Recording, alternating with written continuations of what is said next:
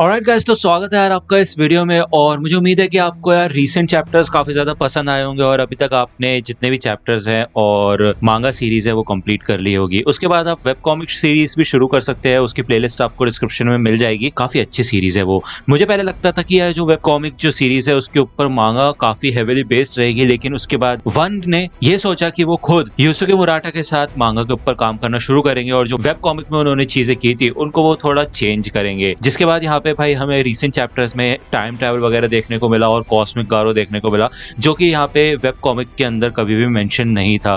तो यहाँ पे ये सारी चीजें हम साइड में रखते हैं और सबसे पहले हम इस वीडियो के मेन टॉपिक पे आ जाते हैं कि यार आपने देखा होगा फर्स्ट सीजन में जब साइटामा बोरुस के साथ लड़ रहा था तो वो थोड़ी देर के लिए स्पेस में गया था, यानी कि मून पे गया था। और आपको पता होना चाहिए कि मून पे कोई एटमॉस्फेयर नहीं है, वहां पे सांस लेने के लिए कोई भी गैस नहीं है, ना ही कार्बन डाइऑक्साइड है, ना ही ऑक्सीजन है, कुछ भी नहीं है उधर, बिल्कुल वैक्यूम है। वैक्यूम का मतलब ये है कि वहां पे अगर किसी इंसान को भेजा भी जाए ना तो इंसान ने जो सांस अपने अंदर रोक भी रखी है ना वो भी बाहर खींच ली जाएगी, इतना तगड़ा होता है वैक्यूम। तो अब आप खुद सोच लो कि जब साइटामा यहाँ पे स्पेस में गया था तो उसने यहाँ पे अपनी नाक बंद कर ली थी, मे बी इसलिए क्योंकि यार वो पहली बार स्पेस में आया था और उसको ऐसा लग रहा था कि वो मर जाएगा और वहां पे वो सांस भी नहीं ले पाएगा। लेकिन मैं आपको बता दूं कि यार वैक्यूम में तो आंखें खोलना भी काफी ज्यादा मुश्किल है और इमीडिएटली वहां पे साइड इफेक्ट शुरू हो जाते हैं। वहां पे डायरेक्टली हमारी बॉडी पे अल्ट्रावायलेट रेज पड़ती है, तो काफी खतरनाक है स्पेस। अर्थ पे हम फिर भी सुरक्षित रहते हैं। तो यहाँ पे सवाल ये उठता है कि क्या साइटामा स्पेस में जिंदा रह सकता है, और दूसरा सवाल ये है कि क्या साइटामा स्पेस में सांस ले सकता है या नहीं। क्योंकि रिसेंट चैप्टर्स में हमने देखा था कि साइटामा और कॉस्मिक गारो यहाँ पे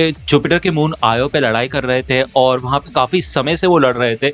तो काफी लोगों ने मुझसे क्वेश्चन पूछा था कि क्या साइटामा स्पेस में सांस ले सकता है या फिर वो स्पेस में रह सकता है। तो यार आज इस वीडियो में हम इसी बारे में बात करने वाले हैं। तो चलिए फिर ये वीडियो शुरू कर लेते हैं। दोस्तों, पृथ्वी के आसपास यहाँ पे एक एटमॉस्फेयर होता है जिसमें काफी सारी गैसेस होती है, जिसमें ऑक्सीजन भी शामिल है, नाइट्रोजन, कार्बन डाइऑक्साइड वगैरह ऐसी कई गैसेस है जो कि हमारे एटमॉस्फेयर में होती है। और हम यहाँ पे ऑक्सीजन की वजह से ही जिंदा रह पाते हैं, जो कि प्लांट्स में से तो निकलता ही है, लेकिन उसके अलावा यहाँ पे हमारे एटमॉस्फेयर में पहले से ही काफी सारा ऑक्सीजन मौजूद है। अगर हम बात करें साइटामा की, तो आपको याद होगा कि जब साइटामा बिल्कुल भी स्ट्रॉन्ग नहीं था और हमारे तरह एक आम इंसान था, तब उसने ये सोचा था कि वो मॉन्स्टर से लड़ना शुरू करेगा और उसने भाई यहाँ पे काफी टफ रूटीन बनाया था एक्सरसाइज करने का। वो हर रोज 100 पुशअप, 100 सिटअप, 100 स्क्वाट्स करता था और इसके अलावा 10 किलोमीटर भागता था। अब यार अगर आप असलियत में ये रिजाइम फॉलो करने की कोशिश करोगे तो यार ये नहीं हो पाएगा, बहुत ज्यादा मुश्किल है। हाँ, कुछ लोग हैं, कुछ प्रैक्टिस के बाद और धीरे धीरे करके आप इस मुकाम तक पहुंच सकते हैं, लेकिन फिर भी ये काफी टफ रूटीन है।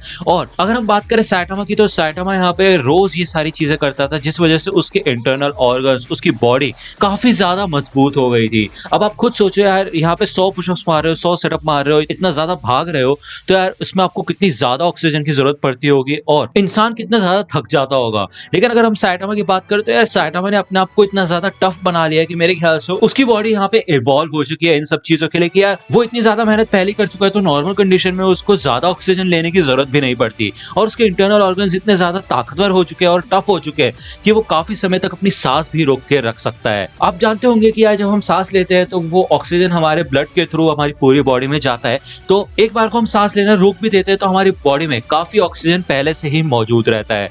तो अब आप सोच रहे होंगे कि यार ये सारी बकवास मैं आपसे क्यों कर रहा हूँ और ये साइंस में ज्यादा क्यों जा रहा हूँ। तो यार यही एक रीजन है जिस वजह से साइटामा स्पेस में सांस ले सकता है या फिर मैं कहूँ जिंदा रह सकता है। अब जैसे कि आपको रीसेंट चैप्टर्स में देखने को मिला ही था कि यार जब गारो साइटामा के ऊपर अटैक कर रहा था तो उसको एहसास हुआ था कि ये बंदा एक पहाड़ से भी ज्यादा टफ है, यानी कि यार जो साइटामा की जो बॉडी है और इंटरनल ऑर्गन्स है काफी ज्यादा ताकतवर और टफ है, जो कि किसी भी कंडीशन को झेल सकते हैं। इसी वजह से जब साइटामा पहली बार यहाँ पे स्पेस में गया था, मून में गया था, तो उसकी बॉडी इतनी ज्यादा टफ बन चुकी है कि वैक्यूम और अल्ट्रावायलेट रेस का उसकी बॉडी पे कोई फर्क ही नहीं पड़ा। या फिर हो सकता है कि अगर साइटामा थोड़ी और देर वहां पे रहता तो उसकी बॉडी पे फर्क पड़ता, लेकिन कुछ सेकंड्स की बात अगर करें तो भाई साइटामा को यहाँ पे घंटा फर्क नहीं पड़ा। और जब उसने अपनी सांसें रोक ली थी तो उसकी बॉडी में पहले ही इतना ऑक्सीजन था जिससे कि वो जिंदा रह सके और उसका दिमाग थोड़ा बहुत चल सके।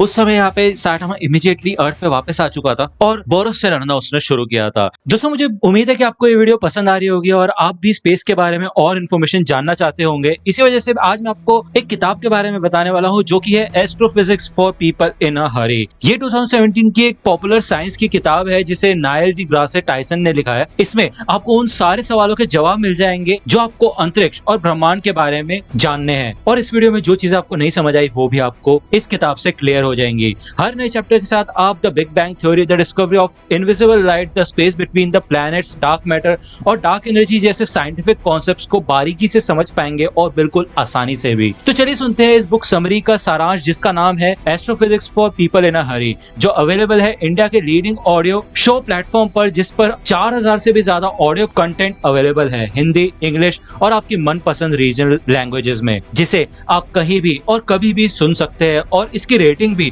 4.5 से ऊपर है, क्योंकि इसे 10 मिलियन से भी ज्यादा लोग डाउनलोड कर चुके हैं, जिसमें मैं भी शामिल हूँ। और साथ ही साथ आप इसके ईयरली सब्सक्रिप्शन जो कि 399 रुपीज का है, वो सिर्फ 199 में पा सकते हैं मेरा कूपन कोड NE50 का इस्तेमाल करके, जिससे आपको 50% डिस्काउंट मिल जाएगा। तो जाइए, डिस्क्रिप्शन बॉक्स में इसकी लिंक मैंने दे रखी है, वहां से आप कुको एफएम को डाउनलोड कर सकते हैं और इस वीडियो को और अच्छे से मजा ले सकते हैं। लेकिन अगर हम बात करें रीसेंट चैप्टर्स की, तो यहाँ पे तो यार जब साइटामा और गारो का सामना होता है, तो यार सबसे पहले मैं आपको गारो को क्लियर कर देता हूं। तो गारो तो एक कॉस्मिक बीइंग बन चुका है और गॉड ने उसको खुद अपनी पावर ग्रांट की है, जिस वजह से वो स्पेस में और पूरे यूनिवर्स में कहीं पे भी जिंदा रह सकता है। वो खुद एक कॉस्मिक एंटिटी बन चुका है, इसलिए हम गारो की तो बात करेंगे नहीं कि यार वो स्पेस में कैसे जिंदा रह पा रहा है। हम सीधा साइटामा के ऊपर आते हैं। अगर हम बात करें साइटामा की, तो यार आपको जैसा कि याद होगा कि ब्लास्ट खुद यहाँ पे गारो और साइटामा को अपर एटमॉस्फेयर में लेके आ गया था, क्योंकि आपने देखा होगा वहां पे भी थोड़ी बहुत ग्रेविटी काम कर रही थी। और हम देख सकते हैं कि ब्लास्ट भी इधर अलग अलग डायमेंशंस में ट्रैवल कर सकता है, इस वजह से वो भी स्पेस में जिंदा रह सकता है।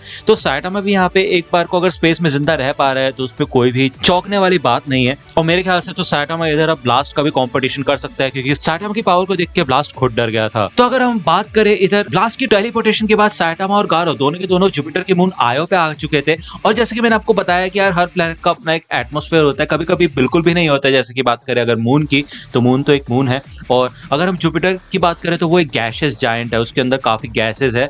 और अगर बात करें उसके मून आयो की, तो आयो के ऊपर जो एटमॉस्फेयर है, उसके अंदर काफी भारी मात्रा में सल्फर डाइऑक्साइड है। और सल्फर डाइऑक्साइड भाई आम इंसान के लिए काफी ज्यादा जहरीला होता है, खतरनाक हो सकता है और इससे इंसान की जान भी जा सकती है। तो यहाँ पे जब साइटामा और गारो इधर इस प्लेनेट के ऊपर आए थे, तब आपने देखा था कि इन दोनों ने यहाँ पे कुछ डायलॉग्स बोले थे। और आप जानते ही होंगे कि यार हमें बात करने के लिए या फिर साउंड को ट्रैवल करने के लिए एक मीडियम की जरूरत पड़ती है, फिर चाहे वो पानी हो या फिर हवा हो। और स्पेस में तो यहाँ पे बोला ही नहीं जा सकता है। इस वजह से जब साइटामा मून पे गया था, तो उसने कोई भी डायलॉग नहीं बोला था और उसने सिर्फ मन में ही यहाँ पे जो भी सोचना था वो सोचा था। लेकिन अगर हम बात करें आयो की, तो यहाँ पे एक प्रॉपर एटमॉस्फेयर है, फिर चाहे वो सल्फर डाइऑक्साइड का बना हुआ है, लेकिन कोई बात नहीं यार, एक मीडियम तो इनको मिला, जिससे कि यहाँ पे ये लोग बात कर पा रहे थे। जब साइटामा ने गारो को कहा था कि तुम्हारे लिए तो मेरा सिर्फ एक ही पंच काफी है। और अगर यहाँ पे हम बात करें कि सल्फर डाइऑक्साइड का यहाँ पे इनकी बॉडी पे क्या फर्क पड़ रहा है, तो यार वो तो बिल्कुल अलग ही टॉपिक है, क्योंकि यहाँ पे गारो के ऊपर तो कोई फर्क नहीं पड़ेगा। लेकिन अगर हम बात करें साइटामा की, तो यार ऑब्वियसली साइटामा इस सल्फर डाइऑक्साइड में भी जिंदा रहा, क्योंकि उसकी बॉडी में खुद पहले से कुछ